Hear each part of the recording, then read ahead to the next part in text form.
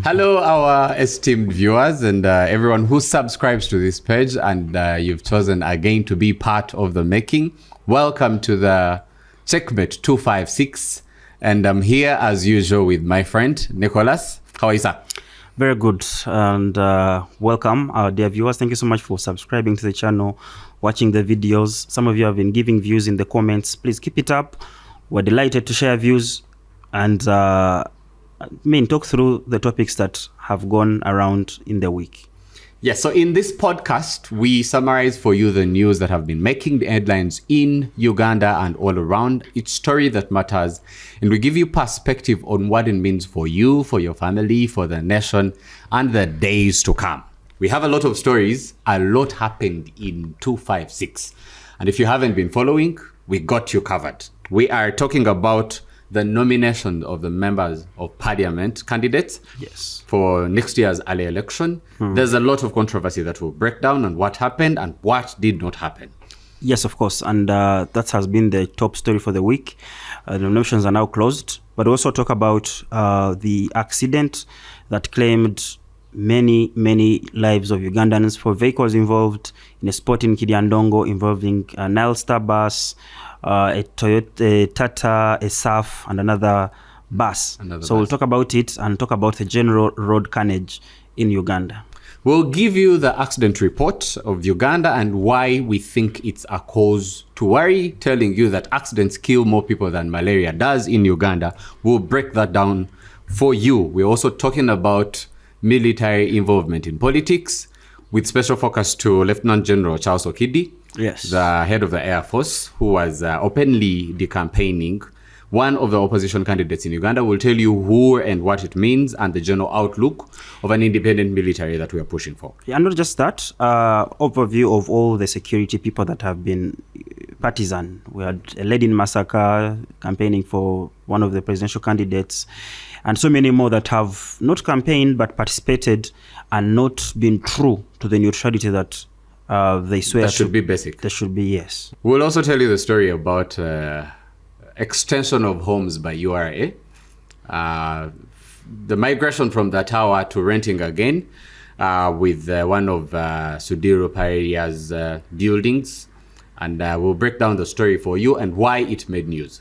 This week we saw Abdul Katuntu, a former opposition staunch man, and people saying he crossed or he did not cross, something like that. So we'll discuss what it means. There's another story that will break and what happened in Uganda about the suspects for what we knew as the terror attacks that took the lives of AIGP Kawesi Chirumira, Fande Chirumira, the daughter of Katumba Wamala. What story broke and the fate of the suspects that some say have been since put out of action and silenced while in prison or during investigations. For the sports fans, you know what, we're going to talk about the roll back to the old format.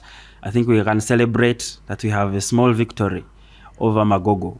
And the joke is whoever was opposing did not perform well in match day 3, but we will break down that story for you. So when we come back, we are breaking down those stories and giving you full perspective of what happened in Uganda in this week that just got concluded. Thank you for watching, and let's just dig right into it.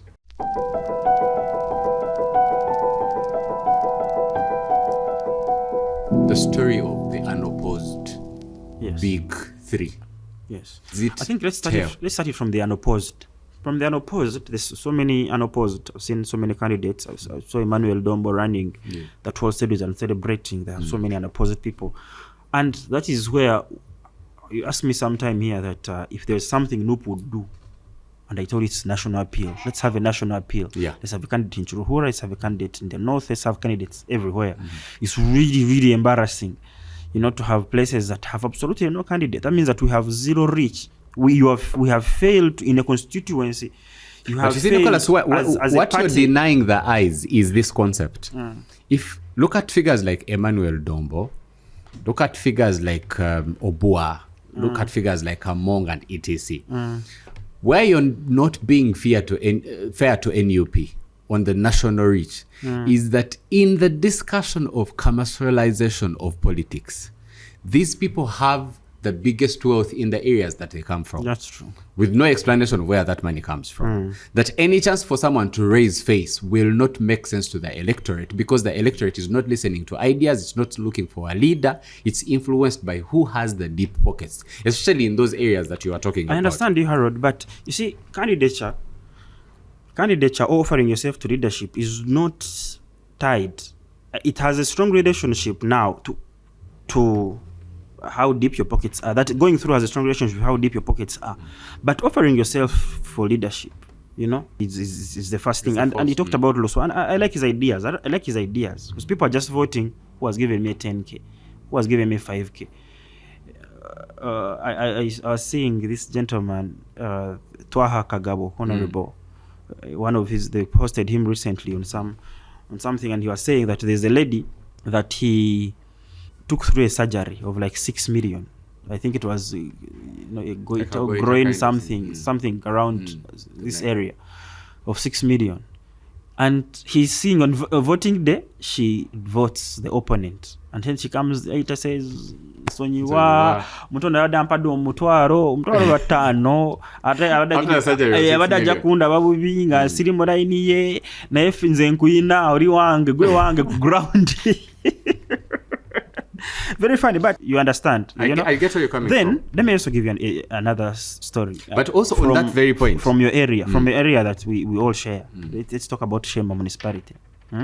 Shema municipality, Katesh has really, in my view, tried in the last 5 years to, but the opponent almost shocked him in the NRM primaries. I don't know the opponent. It's some guy called Mukasa. Yes. Nobody knows him. Nobody knows what he looks like. Nobody knew him. But people overwhelmingly voted him. And the rumors are, you know how it goes with experience and more money, But the rumors on ground were, allegedly, that the man had even beaten the incumbent, Katesh. So, but this comes out, but he offered himself for leadership. Mukasa does not have any money. And his people are now mobilizing, looking for money, But he offered himself up for leadership, and he's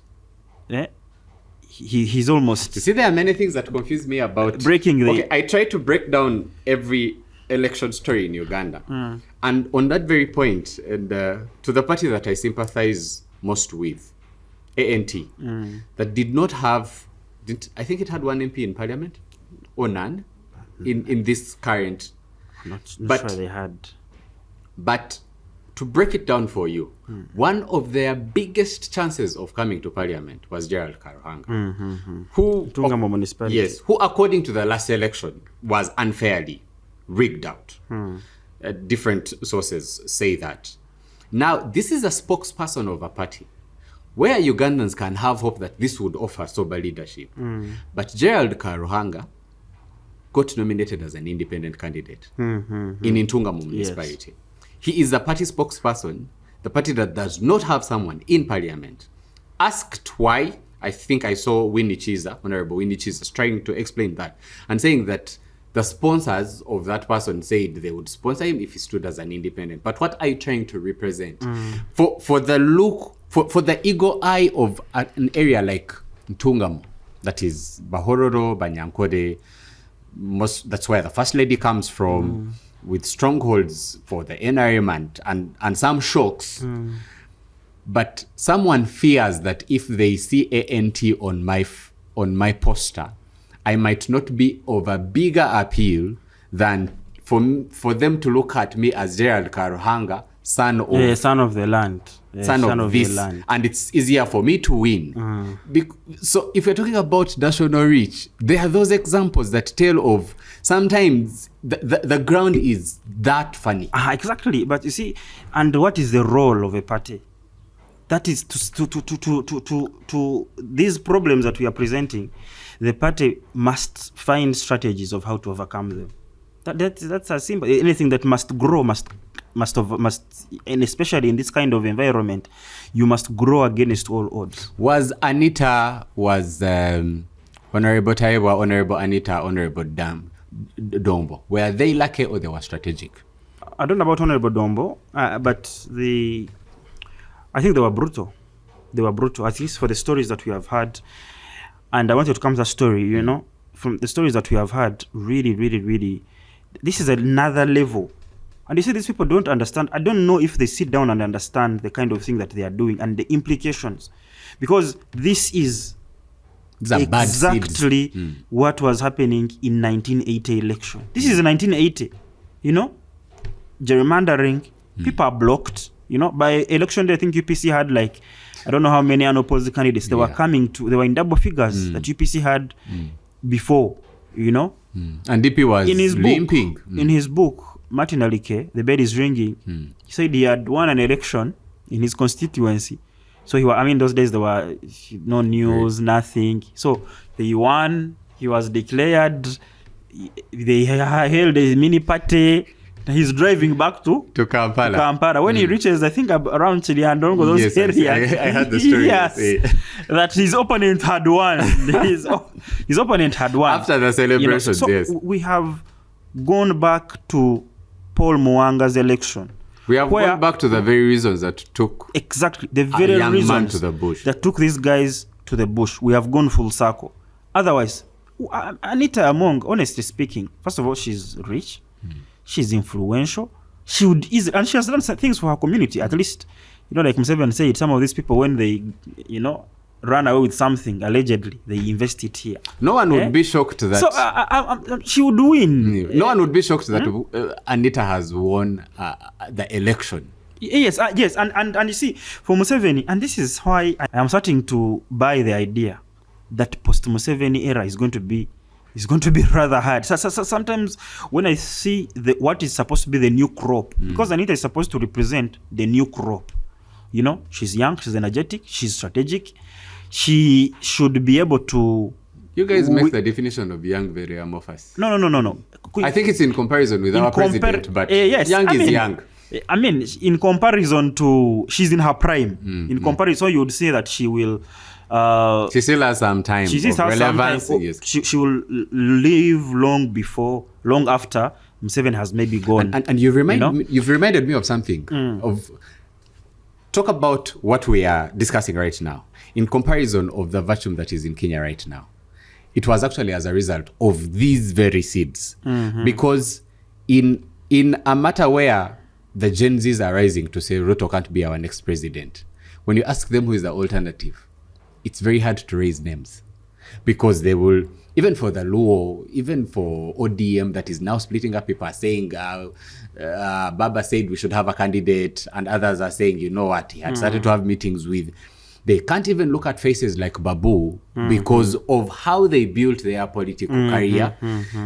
Faces like Martha Karua, who would right now be almost the most relevant person. There are many things that do not add up for people to look at her for a national appeal, and there is none. All the faces that we will talk about, that to say that they will need a coalition of very many people to change a ruling person. That vacuum is not accidental. It's never accidental. It's how people have strategized their political careers to plan the long game.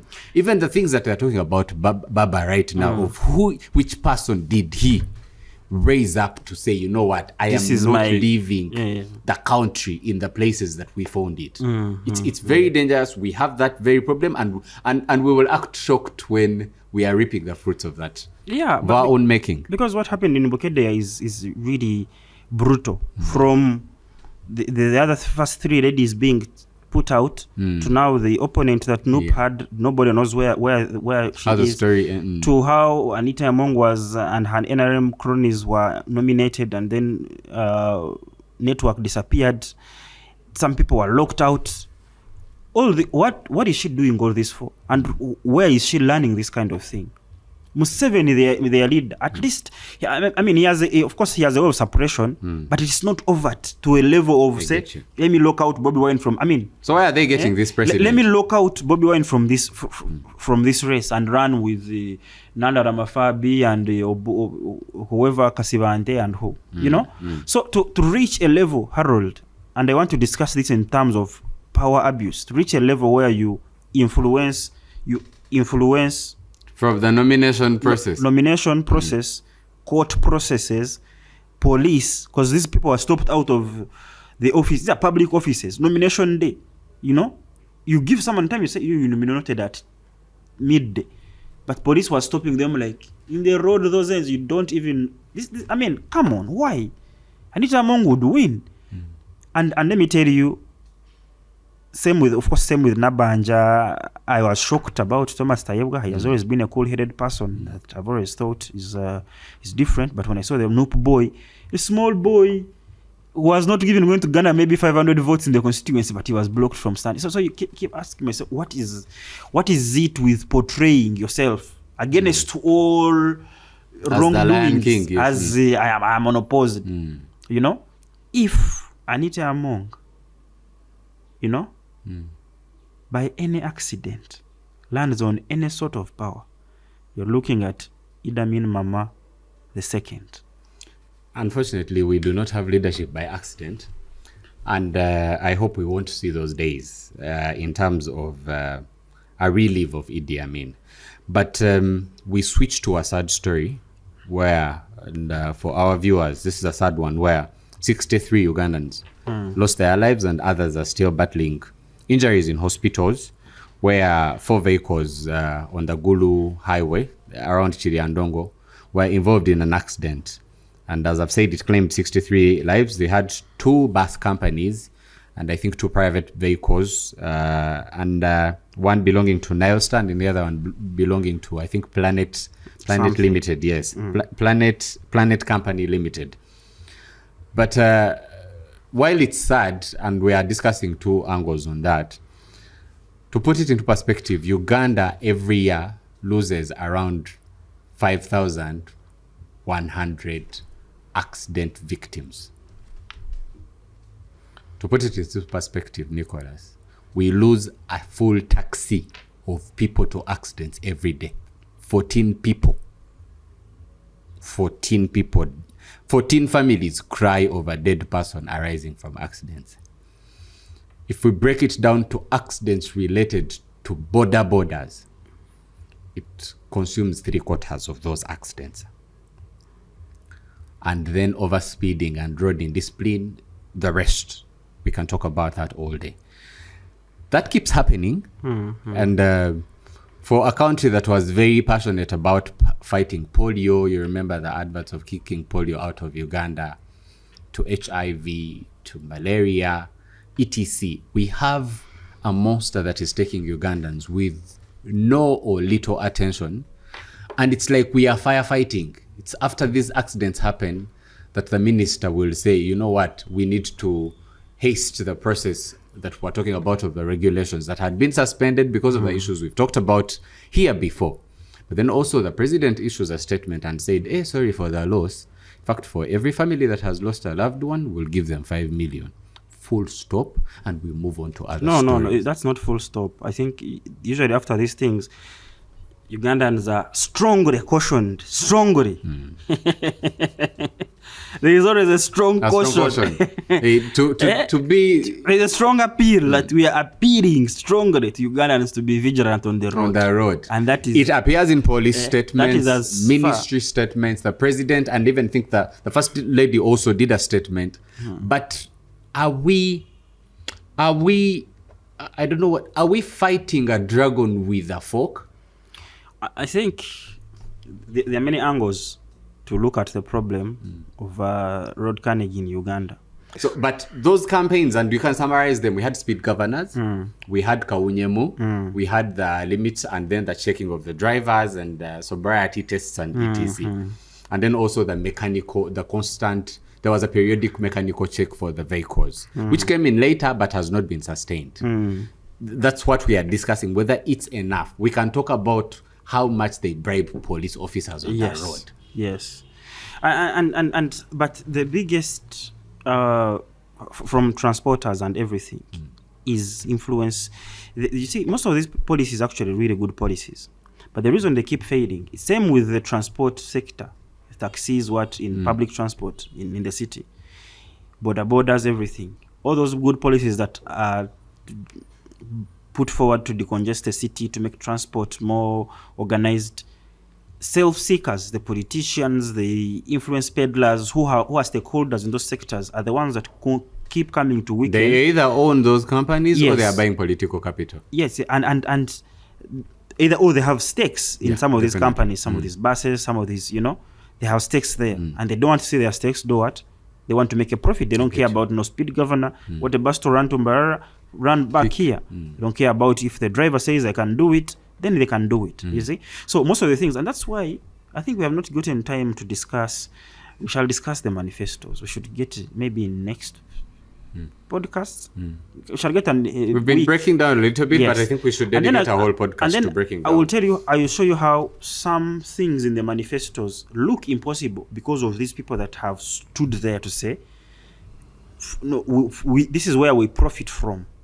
So we have put our personal profit above what the nation, what the country can benefit from these areas, or how best the country can be run in these areas, because I need my profit. You remind me of one of the stories that made news in Uganda, where in one of the campaigns, Honorable Dr. Chagulanyi, he has, some people are calling him doctor now. Why? It's a joke around the political circles where they're saying, where he was in one of the campaigns, I think it is in Mbale, where he said that he'll be giving eggs to students, the NIM faithfuls are breaking it down of man is just dreaming, and criticizing also the difference between the promises made and how practical they are. They're talking about giving a certain percentage. I think I saw Muhammad Sereko criticizing him, where he was saying that the people in the oil-rich region should be having 10% of everything that comes from the oil city, saying that it's void and it's operating in a vacuum of the power sharing agreements that were signed with the companies involved and etc. But I think the vacuum is in the place, and of course we can also blame the government all we want, but Ugandans are two sides of the coin. We are indisciplined on the road. Yes. But two, that indiscipline is encouraged by lack of systems to punish that kind of the road indiscipline that we see every day. I was making a statement last time that when you're on the road in Uganda, you're just counting on your other road users to be the sober ones. Yes, because now, for example, the guy of the Toyota, the SAF and the Chata, when they were driving, they are victims of something they did not cause. Exactly. The many passengers in those buses had entrusted their lives with one man with the steering wheel. Yes, the drivers and the company, and they perished. So the SAF guy was actually doing the right thing. He was just driving responsibly, and this man thought he can overtake him in a corner without seeing the traffic that is oncoming. So we have a lot, and that one, like you say, two sides: personal discipline, but also some kind of enforcement. Let's have some kind of, even here in the city, let's have, sometimes you stop on a light and people are hooting, you look crazy. like, why is this stopping? You actually get no shocked one. when you're walking. There's you no get one. shocked when you travel in other countries and you see people stopping on zebra crossing, and it's the norm. Here in the zebra crossing, they will just knock you. Hey. And it's not even a joke. They used to make a joke in Uganda. You find someone, they think you're a villager when you look both sides of the road on the one way. Yes. Let me tell you, on the one way they will knock you. Yeah, if you look at one side. The joke of like when we were studying in nursery, green was go, red was stop, orange was wait. In Uganda, orange is drive faster. Yes. Just drive faster. Drive faster so that you can get there before the red. Cross through. And I think it's some of the things that we need to concentrate more.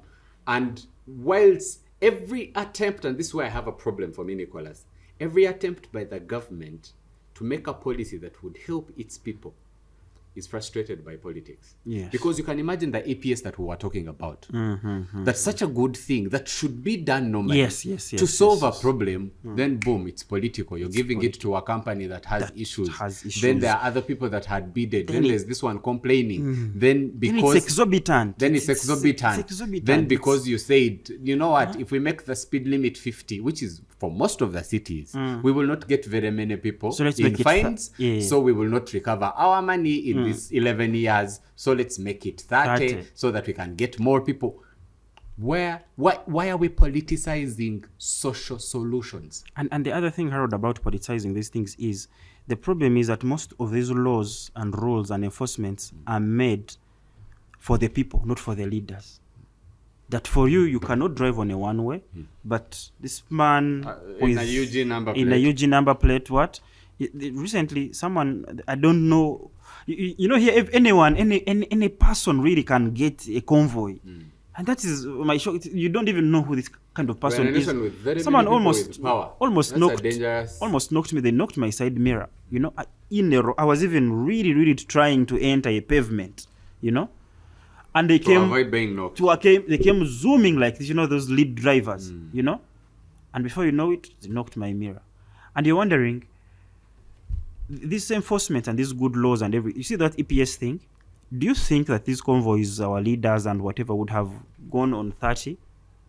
I doubt, because even when it was being enforced, many people were caught off guard. Okay. Do you think, you would already doubt that they would not have gone on 30. Do you think they would have been punished if the system generates a UG vehicle? It's laughable. Yeah. So why do you make laws that you are not... That have no power over enforcement? No. That you yourself cannot live under. Why do you make laws for... It's as if we live in two different Ugandas. There's a Uganda that they make 30 kilometers per hour and fine of 300K for, and then another one who will not be punished by that kind of law because they even themselves see that this law is impossible. I did a post on X this week where the National Environmental Management Act had done a post where it was celebrating that after all world competition, Uganda was found with the best law to protect the environment. So I said, admin, kindly also share the statistics of clean air, of preservation, and see where Uganda ranks. We are doing terribly. You have the best law. They have ranked, experts have sat and said, you have the best law of preserving the environment.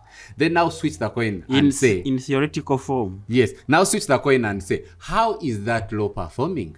We can talk about corruption, we can talk about anti-money laundering, we can talk about terrorism. Same WhatsApp group.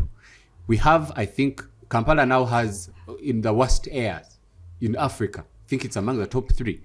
Dirty air. But you have NEMA, you have bars scattered in residential areas, churches in residential areas, you have very horrible sewage management, but someone is boasting that you have a good law. I saw something about the bars in Kololo, how the Kololo people had now petitioned the president. You know they lost in court, if you don't know the case. Tell me. The Kololo people, for the viewers, for context, is that Uganda does not have a strict law on zoning. In serious cities is that you have zones. And Tebe tried it. This is a residential house, this is an industrial house. Zone, etc. Uganda, it's very fluid. And we follow the forces of the amorphous way of how the city is running. So people in Kololo gathered together and said, we are suing all the bars for noise pollution. There's actually a similar case in Nakasero where Living Word Truth Assembly on Lumumba Avenue has ever been sued for noise. Those are cases in court. In the Living Word Truth, there's also a hotel in, this is a very interesting area for me, so I know all those cases. A hotel in Bogolovi called Duomo. If you've seen it, when you slope via Chitintali, it sued an opposite church and said, this is strictly a residential area. The Bogolovi people, where now we know as Bandali, have ever tried to petition court. But look, now see the sense. Kololo people lost the case because court said that the nature of the city has evolved, that on a street that has over 22 bars, you cannot claim that it's any longer a residential area. And look, if it's not bars now, it's offices and etc. and say that the nature has changed. Same for Bandali. Bandali in the 90s was, because you leave the flats, you have the Mafuta Mingi. On that street, there are over 30 bars on the Bandali Rise. You cannot claim that it is a residential area. No zoning. Living Word, the solution that the people who sued could get was that government limited the decibels for the noise within how much they can play during the day and at night. But we have this going over and over, that even the problems that cannot be politicized, and you've seen Museveni talk about it. He says, Uganda, there's a lot of freedom. There's a church that makes for me noise every night. Yeah, you talk about Nakasero. Yes, Nakasero. And he says, if you're praying to God in silence, why do you have to make for me noise who's trying to sleep? I leave them and then you want to call me a dictator, you're the joker. That's what the president says. All saints. So these are the issues that we are discussing, that even the simplest, we're talking about people not stopping on zebra crossing. What's political about that? We're talking about people who trespass on green areas, like the sense of it's like we reward indiscipline. Yes, we encourage it. And there's no system to control it. There's no system to control it. I'm afraid that we have to switch to, Nicholas, one of the biggest stories that made headlines. And for the purposes of our viewers, this story was broken by the New Vision and later was deleted over their socials. But it stood, and some other bloggers already picked it. And the story is that 6 suspects that were involved in the AIGP Kawesi murder, in Afande Chirumira's murder, in the shooting of General Katumba Wamala that led to the loss, unfortunate demise of his daughter, Abiriga etc. That 6 of those suspects have since been put out of action, mysteriously. Some have died in police cells, under police custody, or under security operative custody. Some, I think 2 of them, one whilst he had just recorded a statement, and I think CMI came out to say that they had made a groundbreaking discovery that would help them solve the case, died 2 days later. The other one, who had taken them to recover the gun that he said was what was used in the shooting, was killed. And in the midst of that trouble, the top security operatives that we were talking about in sessions ago, who were allegedly using terrorism stories to claim a budget and get money, have been brought in trouble again. In fact, it is shocking that I think during the death, and in the same story, and we are picking these bits from New Vision story as was run and what other blogs picked. Mulengera News said that in what New Vision had quoted, and an insider from the security operatives, is that when Kawesi was killed and FBI came to assist, it did a report of the files. And they say that those files have since disappeared. No one knows where the files are. And that everyone who tries to speak out and lead to the very person that was sponsoring has since been put out of action. We are not talking about 1 people or 2 people. 6 suspects have been killed. In a space of a very short time. Yeah, because we're talking about between 2018, with the first murders, with the Muslim clerics, up to date. That's a story. One of the stories that broke the news in Uganda. I think, Harold, should I say I told you so? I don't know if I should, but when you talked about the story of Minana and Caleb? Yes. When the story broke, Nixon and Asir, when that story broke and they were in court and up and down, we were on the podcast and I said that it was so dangerous. You know, these criminals are unschooled because if someone with that kind of level of access to information should ideally not survive to tell the tale, because dead men tell no tales. And I think that these people are beginning to now understand how true mafiaism works. I get you. You know, so it was always an open secret. And these are typical big figures that Ugandans, because if you see the list, what New Vision ran, it says that inquiry follows reports that at least 6 suspects who had reportedly provided vital leads into the assassinations of former, look at the names, Kawesi, Muhammad Chirumira, Muhammad Chigundu, the general, Mama Fenda's lover, who was the husband to Herbalist, yes. Major, yes, I think, Major Chigundu, yes. Thank you. And attempted assassination of the Minister of Works, General Katumba, died in cells. Former CDF. Died in cells under unclear circumstances. They mentioned the names and say, New Vision reports, sources say that suspects in the persons of Mustafa Ramadan Kawawa, Hussein Wahabu, Abdul Katerega, Juma Saidi, Serada were among those who were arrested in connection with ADF, but since all put out of action and silenced. Harold, I think most Ugandans have known that this was something to do with security. From the plotting to the execution, from the targets. Because who are the targets? AIGP, Andrew Felix Kawesi. At that time he was the police, was it? He was the AIGP. AIGP. Major Chirumira, Chigundu, sorry. Afande Chirumira. Afande Chirumira. Deep in Buyende, I think. You know, Abiriga was the one that was a little bit abstract. Then, of course, you have Katumba Wamala. Yeah. These are all security people, minus Abiriga. From the targets, go to the execution. Guns, border. Precise execution. These are trained assassins. These are not maybe people the guys of Kawesi, the guys of Katumba, the ones that maybe might have panicked because of the place. That place is a little bit at that time lively, you know. So when you look at the guns, the targets, you look at the execution, you look at the cover-ups, that even up to now someone, Andrew Felix Kawesi, a high-ranking police person, you know, who died in 2017, was executed in 2017. Up to now, almost 8 coming to 10 years.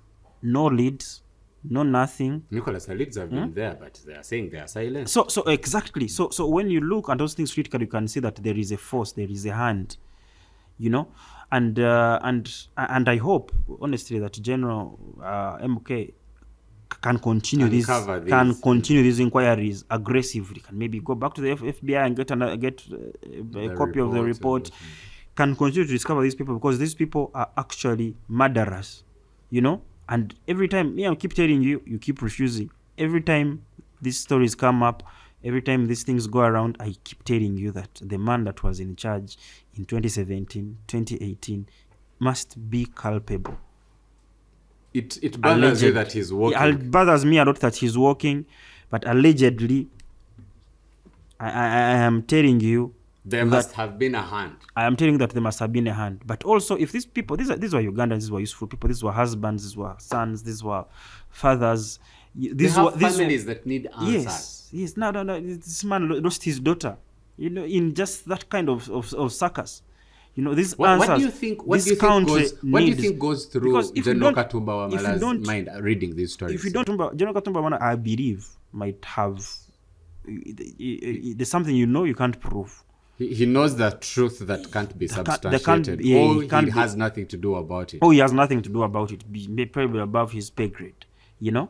But he's the one pushing the powers that be to unearth these things. But he lost a daughter, which is a very sad thing. Very sad thing. Cut in her prime, you know. So Ugandans need answers. Everyone remembers that video of General Katumba Wamala crying, saying Munyambe.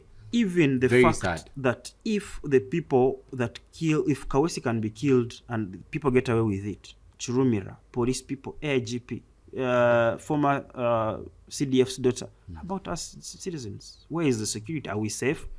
Someone can just. Do you think that's the same line that took this famous blogger, Isma something? Yes, because it's the same thing, same style. Yes. Over time, and the issue is that some of these people that were killed started talking about people hunting them way before their murders. Yes, and as for Isma, it might be different. TikTok shibozi, but I don't bring it to this on a rebel podcast. You will tell me off air. But I mean, you know, you say when you live by the sword, sometimes you die. Sometimes die. So you attack this one, attack that one. You know, you're living enemies. And not even because what we do here is analysis. You don't attack people. When I say this is unfair to block out a candidate, that's not an attack. But of course, that's an analysis. But then when it gets personal, it gets it's paid now. It's now a gig. We're here to campaign someone. It becomes a little bit, and some people don't take the heart for it. So, where did Lumbuye go? Talking about. Lumbia is there. Yeah, Lumbia is there. Just that people have shifted their attention from him, but from him. But he's there. Because you remember when government had launched war and they were looking for him, and it was a big deal. I think at that time he had the reason why government can look for you, a person like Lumbia, is because some things you're saying are true. I think maybe then he had a source. What about where did TVO go? TVO Tom Voltaire or Kwalinga? TVO disappeared about the same time that that's a problem with faceless activism. Yes. Whether you were killed or put out of action, you stopped, no one knows what happened to you. Yes, but TVO disappeared. Andrew Mwenda at some point had launched a war, said it was this, said it was that one, different said it was people, the other, yes. but nobody couldn't be substantiated. We switch also topics and still in the same line of And we also talk about this, a story that we're going to discuss, our esteemed viewers. Oh, by the way, we should thank our esteemed viewers. Yes. People who are commenting, we are seeing your comments. Thank you very much. Always reach out. If you have any information that we don't have our perspective, or you do not agree, or you want to confirm, please leave a comment below our videos. And in our subsequent sessions, we'll be reading some, and maybe we can invite you to be our third guest on this table. Yeah, because this is a discussion. And we play you can disagree with our view. 3 ditches. Yeah, you can disagree with our view. You can add on something. You can know something that perhaps we do not. So keep the comments coming through. We read them and we appreciate them so much. And we have a target. Please subscribe as much as you can. Share the link when you get it to our YouTube channel, to your friends and your circles. Make sure they subscribe as we drive towards creating an informed citizenry. Yes. The next story, Nicholas. This is what we've been discussing about the indiscipline and impartiality of the army. While people are crying about a partial court system, partial everything, now we have the army involved. We are discussing with special attention the comments of Lieutenant General Charles Okidi, the Air Force commander, actively decampaigning Honorable Robert Sentamu Kyagulanyi, who, by the way, is in the north and yesterday visited the grave of the deceased former Prime Minister and President of Uganda, Dr. Sir Apollo Militon Obote. Story of another day. But in this, I think in the video clip, and which our producer will play for our viewers, he's seen showing the pictures of the son of Robert Kyagulanyi, saying, look, as you are suffering, the son is outside enjoying. These are not the people that you're supposed to be voting. These are dangerous men, and etc. etc. We have had police officers appear on rallies to campaign for the incumbent. We have had active military officers dancing pakachini on the Yellow Camp rallies. And it goes on and on and on. That what started with the first son, while people were complaining of active participation in politics by the commander, the head of the army, now spills over to other military personnel, and there's no punishment, even when it's contrary to the basics of laws of an impartial army, and which is also one of the things that NRM stood for. I think that, first of all, Lieutenant General Okidi, the people that he was campaigning to, showing pictures of Kampala Solomon, that he's enjoying while they are suffering, are not suffering because yes, are not suffering. I don't know why they can't ask him. Say, we are not suffering. We are not suffering because Kampala is studying. There is some other son that is enjoying. There are some other people that are enjoying that are directly responsible for their sufferings. So, but away from that, that's not the story here. The story is an active, military officer campaigning for a candidate. That is very dangerous. I get you.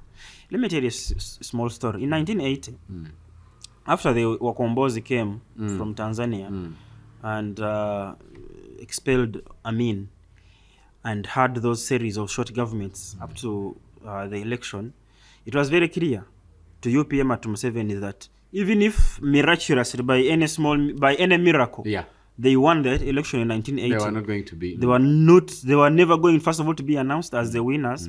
But even if they had been announced, they would not have been allowed to take. Why? Because even Nyerere knew that Uganda at this point needs a unifying figure. And that figure is definitely going to have to be Obote. And they were friends. And he would get, there were so many strategic advantages in Obote becoming the president of Uganda to Julius Nyerere. So they were Kombozi. Uganda's history owes a lot to that man. Yes, it does. It does. They were Kombozi, therefore, had their orders, secret orders. There was no way they would ever let Museveni take over. And he knew that. Even that whole thing of if they steal elections, we shall go to the bush. His elections were not the ones that were stolen. No. I had Muhammad Nsereko talking about it recently. Karuro Kebaba Tikali ka Museveni. If there was anyone that was supposed to go to the bush, it was Semogere, yeah. you know, and the DP people, the Kairas, of course, the lead and whatever, you know.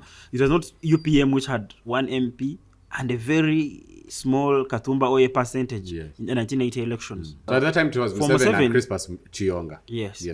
And Chivet Jinja, I think, Chivet Jinja, and, you know, the UPM camp. And for Museveni, Obote coming to take over power also meant either it was exile for him or death. Yeah. So there were no two ways about it. He had to decide to. So when you bring that perspective and picture it to today, you understand the ripple effects that can come out of Ugandans understanding or knowing that even if this election went whichever way, you know, the power cannot be handed over. So what would happen now if Bobi Wine wins? And this man has been decampaigning him and is a serving military officer. Something I appreciate about Kenya is that no matter how tumultuous their politics has been and election period and bloodshed sometimes, the security forces have most of the times remained. They will serve ODM, they will serve Kanu, they will serve... We were discussing the story of Madagascar and what happened the other day. This party, they will serve that party. They serve at the pleasure of the commander-in-chief, irrespective of where he has come from. Yeah? Because their politics has breeded, they know that every other 10 years they have a new commander-in-chief. But then the problem that we have with these kinds of people is... because they don't know any other story. Yes. But also, our general... everything that rotates around... government agencies has come down to a level of you must be a cadre of the NRM. That's why you have cadre judges, you have cadre policemen, you have cadre military people, you have cadres running in everything. Well, you think this is supposed to be a public office that is supposed to be serving the general populace, you have an NRM cadre. And then there are some that now know that promotion increase depends on how aggressively you show that I've put power, thrown body for Musei. Otherwise, there's nothing that really is serving UPDF. There are so many ways of covertly. There's something, and this is also not TikTok as you call it. This is not TikTok Lugambo. But there's a Lugambo from a credible source that I can't mention. When we were discussing that issue of some of the military people that maybe have a low rank but are very rich or have been indisciplined and untouchable, and I had a discussion of now the new angle, which I need you to consider, is how many investors come in the country. They need favors, tax holidays, land in Kapeka, land in an industrial park. They need to be known by the higher powers. And when they reach here, they say we can give... some people that I will not mention make demands that they need some shares in those companies. And those some people cannot put those shares because of their rank and relationship to the first family, can't put these shares in their names. They appoint different military serving people to hold their shares and receive their loyalties and remit and stay with a certain percentage. So some of the faces that you think are untouchable are a representation of that power that will never make it to the news. So it's something that you need to look at in the grand scheme of things, that they hold the power, they hold the money, they now even hold the stake in the economy in the way that the things have been said. But what kind of country, what kind of democracy now do we run, Harold? What kind of country, what is the hope of? If someone can stop you from being nominated, someone can sabotage that court case, someone can... because if this person is an Air Force commander and is openly campaigning for Museveni, what does this mean? That means that if Honorable Chagulanyi wins in the event, that man is not... this man is bending the knee. Not bending the knee. He's not going to salute. You know? I'm afraid we are spent of time, so we have to switch on and summarize the story. Nicholas, still in the news for our viewers, Uganda's Judas, the URA, our tax collector, who built a tower a few years ago. That tower cost Ugandans 140 billion. And the boast was that it would be saving Ugandans around 8 billion in rent per annum. A few years later, they have gone back to renting. And that renting will cost them 18 billion every 3 years. That's an average of 7.4. We are back to ground zero. It's even worse. Deeper perspective, I have it on good source that, and it's not because they have advertised these names. You've seen applicants apply from the URA. Since the year began, URA has had over 4,000 new employees. 4,000. Nicholas, 4,000. Not 40. 4,000. And you'll be shocked that where the 1,000 are even supplementary on those numbers. So you have someone who is grappling the issue that while they have targets in year and out, this week we also saw the Minister of Finance go to Parliament to lobby for lending. I think you saw the statistics of how much money. I want to combine these stories because our time is fast spent. But for those who are following the news, the Minister of Finance appeared before the Parliament and wanted to borrow the following money: 1.3 billion US dollars from the World Bank for national development projects. 192 million euros from Citibank for agricultural production and standards project. Euros 320.4 million from Citibank for Jinja Mbulamuti Kamuli Bukungo Road project. Nicholas, 342 million euros for from Standard Chartered Bank. That is domestic lending for Karuma Tororo transmission lines. Nicholas, 115 million US dollars from Standard Chartered Bank for critical oil road packages. That money is being borrowed. Our domestic pool that is contributing to our budget is very meager, but we have these expenditures that do not make sense. The planning we talked about, if you were looking in 2018 that you are going to hire over 8,000 new employees, why are you building that capacity and not looking at the bigger picture? What story is this ad hoc planning doing? Exactly, and that was actually my view when I was reading the stories, is that, and we have already said here, there is acute lack of strategic foresight planning for everything really, because the rent that they said amounts about 6 billion per year. 7.4. 7.4. If you see the exact figures. Per year. Yeah. 7.4 billion per year means that if they hire that place for 5 years, we're looking at how much? 35 bar in 5 years. 41 something. You know? Question is, why would no one ever think about this kind of thing? That, no, let's expand, because that land that the tower sits on is quite big.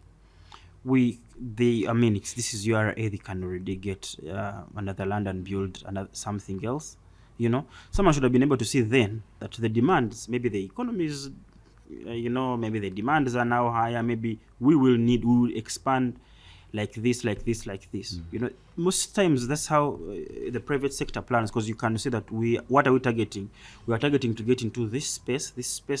What we didn't need. It's 5 years. Funny, and we tell the viewers that story wouldn't have made the news if the bidding process was straightforward.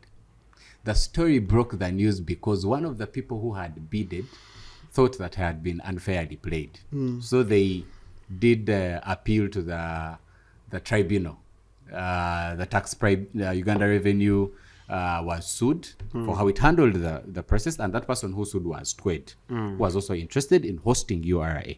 That's where people get to know the figures. And the case was that on May 5th, 2025, URA received bids from 3 bidders: TWED Property Development Limited, you know, the TWED Towers and the TWED Plaza, and that's actually the same gentleman that is building for Hilton opposite Arirang. And it offered premises at Plot 16 Lodale Road and Plot 18 Chadondo Road. Those are the 2 premises that I was speaking about. The second was Speak Hotel 1996. We know the order, which offered premises at Pearl Business Park We know the premises, which is what is in contention. And that the bid for Apple Properties was eliminated at preliminary evaluation due to failure to submit a valid audited financial report. So it left two bidders. The bid for Twed Properties, the applicant, and the one for Speak proceeded. Upon completion of the evaluation process, the respondent being URA, it issued the best evaluated bid notice on May 12th, indicating that Speak Hotel, owned by Sudhir, as the best evaluated bidder with a contract price of 18.7 VAT exclusive for each 3 years. So that's the 18 divided by 3 to know how much rent that URA will be coughing to Sudhir in rentals. For the first time, people had the details because these rulings are public documents. That's how we are here, and we get to know the story.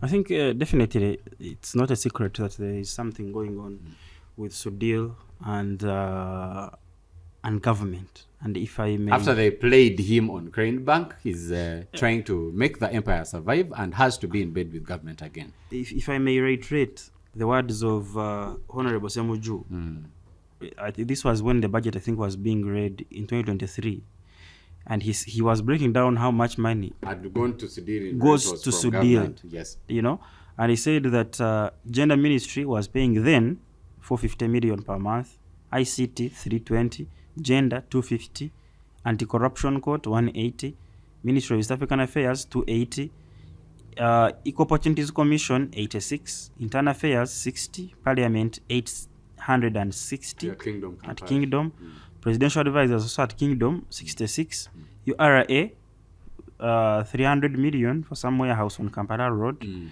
and also EC then was paying 300 million on some warehouse in Ntinda, which was totaling then to 2.9 billion monthly in rentals to one landlord. And then you will hear stories. I had a story of a gentleman, I forget his name, he was a Minister of Agriculture and former Minister of Agriculture.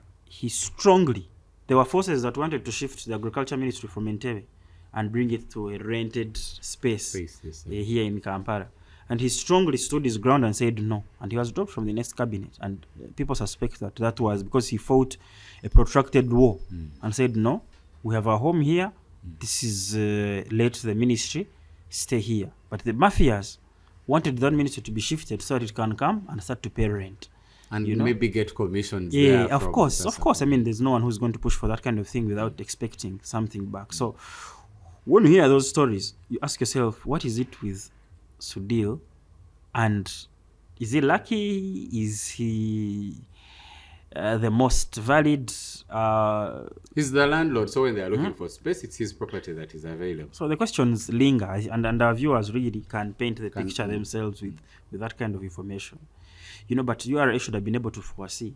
I don't dispute that they need the workforce. They are really doing a lot. Maybe the economy has expanded, but they should have been able to foresee and say, whilst we have built this tower that hosts X number of people, can we find another land that we can still build maybe a second? As we conclude on this, Nicholas, for me the bigger issue is this one. Of the 4,000 that we're talking about that maybe URA has had this year, 1,000 of those are in customs and what they call DT, the domestic tax. The issue is that URA hitting the target that is set by the Ministry of Finance is not achievement per se if it's not expanding the tax base. Because you're squeezing, we have a pool of 50 million Ugandans. You will be shocked how much money is gotten from 10% of the tax-paying Ugandans. It covers over a half. That you have less than 1 million people that sustain this nation in terms of taxes. So the solution is not to say how to squeeze those people more, is to say how to bring more people in how the to tax increase umbrella. The tax base. And the hirings are just encouraging compliance, but not doing more about it. So and they are spending so much with that limited strategy that we are challenging, that I personally challenged because of those limitations. And there's a time Anita Among, the Honorable, said that they should tax cattle. Honorable? Yes. by title that they should tax cattle keepers. And one of the comments under that tweet was that this one wants to see the end of her political career immediately. How can you suggest that they tax cattle keepers? But she had a point of let's bring more people under the tax umbrella so that it takes the burden off. But I think many analysts have gone to town really talking about the same point, that the strategy of squeezing the few that are there, then you increase here, increase that's why there's a lot of discontent in Chikubo, in downtown. Strikes, endless strikes, then this one, then this one. Why? Because the tax base is narrow. The base is narrow. Let's switch very fast. Can we widen it? Abdul Katuntu crossed. Abdul Katuntu. Because everyone who has listened to the Capital Gang for a long time, since maybe 1999, remembers the voice of the man Oscar Semeya Msoke and the man Abdul Katuntu, regardless of who the other hosts are on the gang. That voice was sober. That voice was objective. That voice painted the picture of the things that were not right. And with the transition from FDC and whatever happened to that party, rumors started to say that this was the person who was secretly going to Entebbe to meet the big man and stuff like that. So this week, he appears in a yellow shirt and then he's campaigning for the best man on a rally, which confirmed the rumors of what had happened, that the man had crossed. We can discuss other figures.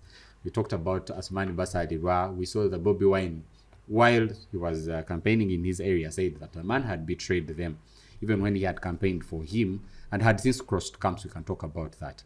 In 1 or 2 minutes, what's happening?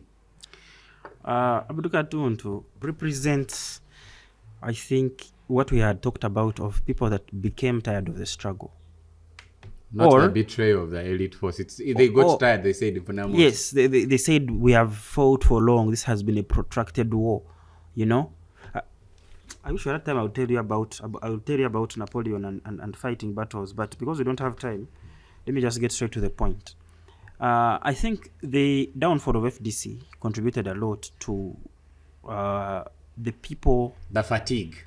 No, not the fatigue, but the political vacuum, because I have been an FDC stronghold in my area. Now FDC is no more. Should I go to FPP? Should I can't allow myself to nope? I think they are undergrades. Where does that leave my survival? You know? Or my relevance on the political my relevance on the political scene, because I still want to represent my people. Yeah.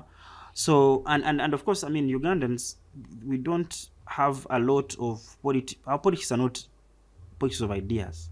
That's why no party you can come to no party loyalties. You can come to a region where they vote 99. They can vote all MPs, maybe FDC, but they find that in the presidential race, has won. Museveni beats now BSG. Yeah. Yet all the were FDC in the district, from this constituency, that constituency, woman MP, FDC.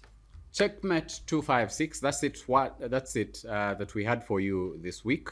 Thank you for being a very wonderful audience. Do not fear to comment on anything that we've talked about or what you actually want us to discuss. We'll bring you the news, the statistics, and all the different perspectives into those stories. Thank you very much for making the time as usual. Shout out to our producers who are looking very happy on a Saturday morning. And our sponsors. Not yet paid our dues, so we'll not mention them, but as the time comes, we will mention them. Subscribe, share the link, and make sure that all your circles know about this as we drive towards an elated and informed citizenry. Thank you very much. See you next week. Shalom, shalom.